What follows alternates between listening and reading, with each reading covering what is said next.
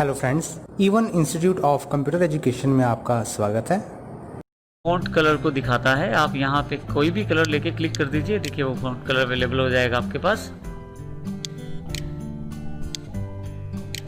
अगर आप नहीं चाहते को कलर देना तो यहाँ पे नो फिल क्लिक कर दीजिए। अगर आप फिल कलर में जाके नो कलर फिल कर देंगे तो वहाँ से कलर हट जाएगा। इसी तरह से अगर आप यहाँ पे ऑटोमेटिक कलर कर देंगे फॉन्ट कलर में तो ये कलर सिंपल ब्लैक कलर में वापस आ जाएगा।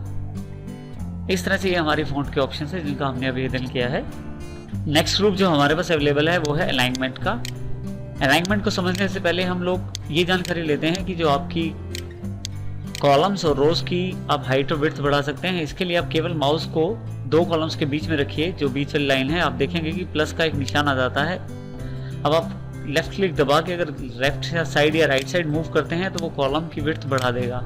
इसी तरह से दो रोज के बिल्कुल बीच में सेंटर में रखेंगे तो आप रोज की हाइट भी बढ़ा सकते हैं। अब हम लोग समझते हैं अलाइनमेंट को। देखिए मैं सिलेक्ट कर लेता हूं अपना डेटा। यहां से हमारे पास काफी तरह के अलाइनमेंट अवेलेबल है, जिसमें टॉप अलाइनमेंट, जिसमें सारे अक्षर देखिए जितने भी अक्षर हैं वो सब टॉप साइड पे चले गए हैं, मिडल और बॉटम अलाइनमेंट। इसी तरह से लेफ्ट अलाइनमेंट, सेंटर और राइट।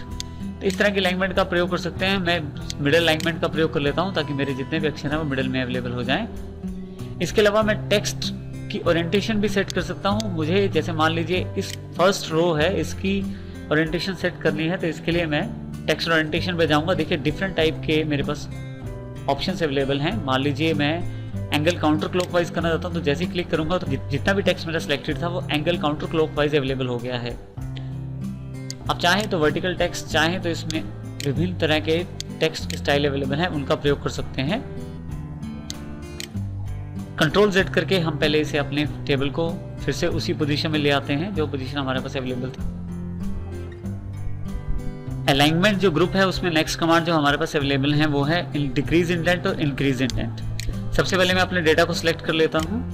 मैंने थोड़ी सी कॉलम की विड्थ बढ़ा दी है।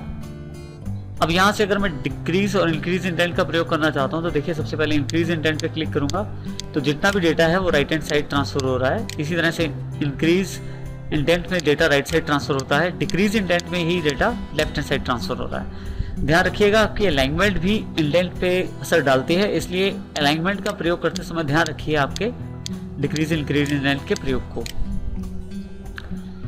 अलाइनमेंट जो ग्रुप है उसमें नेक्स्ट कमांड हमारे पास रैप टेक्स्ट की है।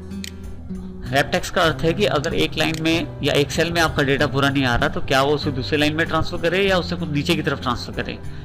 सबसे पहले हम एक लाइन लिख के देखना चाहते हैं वो क्या कर रहा है बाय डिफॉल्ट।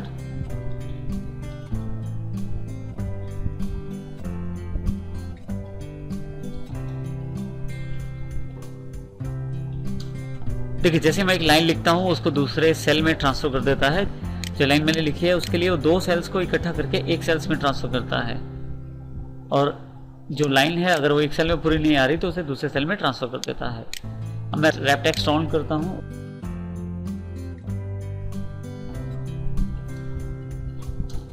देखिए दूसरी बार उसने दूसरे सेल में ना ट्रांसफर करके नीचे की तरफ ट्रांसफर कर दी है। तो अगर रैप टेक्स्ट ऑन होगा तो इस तरह का फायदा हमें मिल सकता है। हम चाहें तो डेटा को नीचे की तरफ ट्रांसफर कर सकते हैं। अलाइनमेंट ग्रुप में नेक्स्ट कमांड जो हमारे पास अवेलेबल है मर्ज इन सेंटर।